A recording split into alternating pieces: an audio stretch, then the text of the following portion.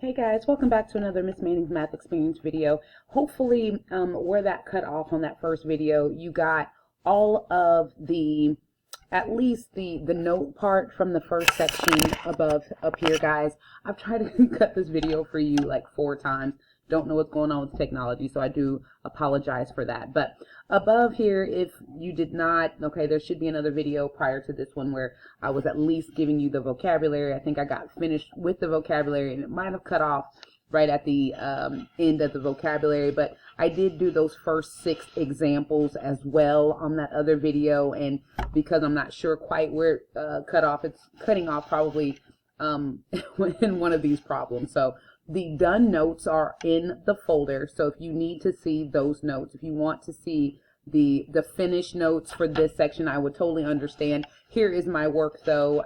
Please take a look at that first video to see if you can have some more explanation for that. I do apologize, but the finished notes are linked in the description, so just make sure that you clicked on those finished notes and get the ones that are already finished, so you have them, or just copy this sheet. If you take a still right here, there you go.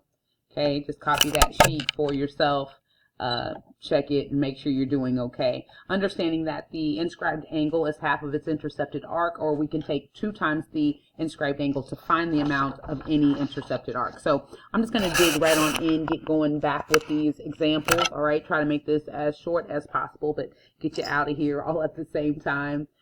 So inscribed angles 10.4, here goes the rest of those examples for you for these notes.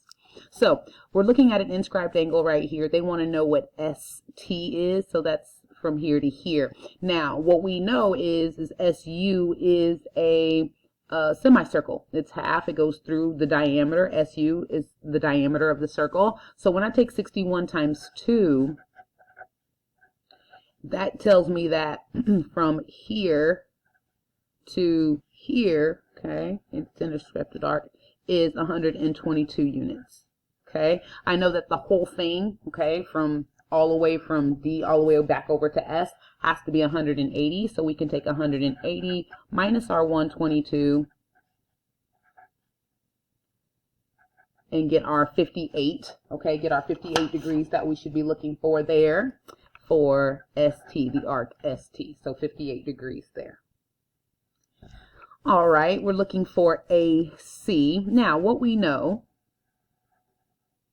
is this chord is congruent to this chord, and if you have congruent chords, then you have congruent arcs, right? 48 times 2 is going to give us 96. So we know that BA here is 96 units.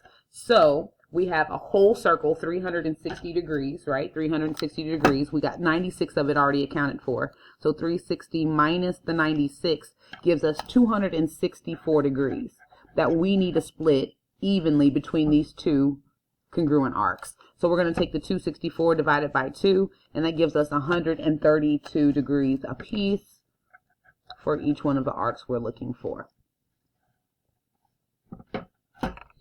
We're looking for the measurement of angle A. We want the measurement of angle A here. Okay, we have a central angle.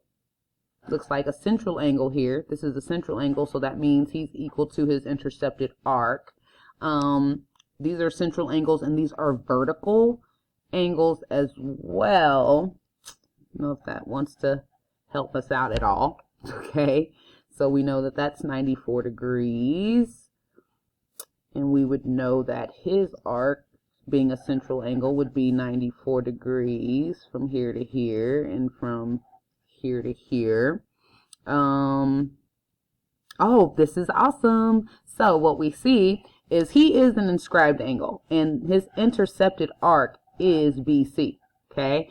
Is the opening here from this linear pair, which is also a central angle. So if I take the 180 minus my 94,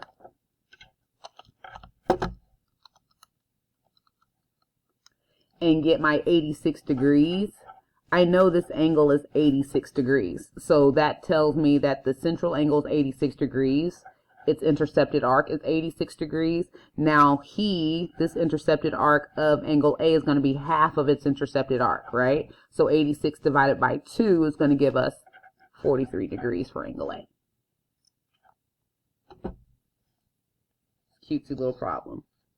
All right, find the indicated measure in circle M. Find the indicated measures in circle M. So got like a circle puzzle here. Okay, have your calculator ready. Have your calculator ready. And let's go. Let's get it. P and O. So they want to know P and O. This is his intercepted arc at 68. So he's half of 68.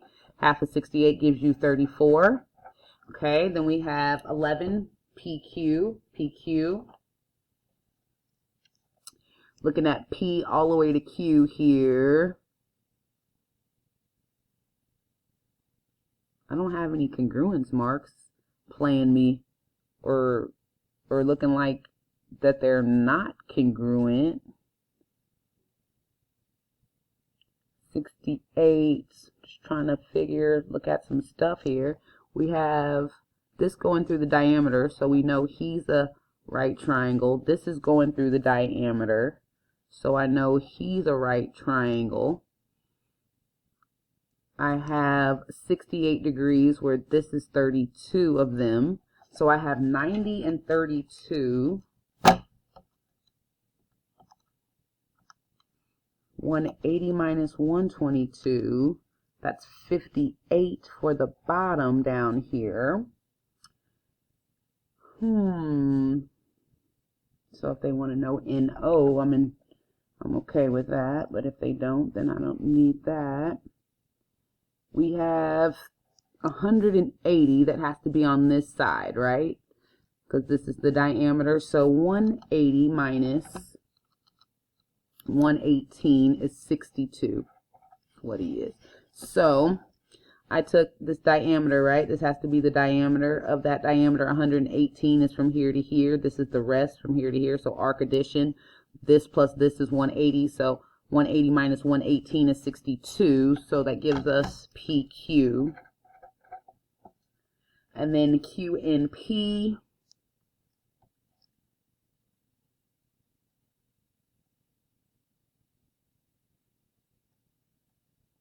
That's 118.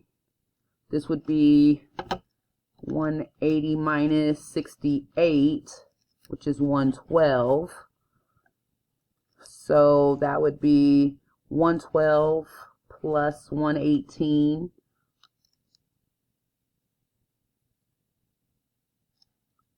that what I want? Q and P? Q and P. P down here, I gotta look at my original picture. Oh, I need to add that 68 to it as well, right?